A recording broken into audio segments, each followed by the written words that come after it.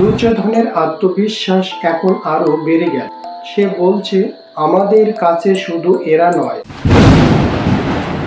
এরা ছাড়া আরো যোদ্ধা আছেন যারা আমাদের জন্য প্রাণ ত্যাগে প্রস্তুত এবং নানা প্রকার অস্ত্রবিদ্যা ও যুদ্ধবিদ্যায় পারদর্শী।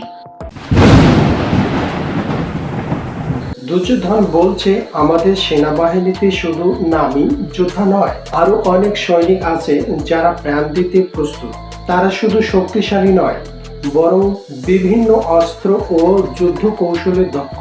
এখানে দুর্যোধন নিজের শক্তি বাড়িয়ে দেখা, নিজেকে আত্মবিশ্বাসী প্রমাণ করতে চায়। জীবনে শুধু বড় নাম নয়, ছোট ছোট সহায়তা ও বড় শক্তি তৈরি করে। টিম ওয়ার্ক আসল শক্তি। ভিডিওটি ভালো লাগলে লাইক করো, সাবস্ক্রাইব করো আর পরের অংশ জানতে সাথে থাকো।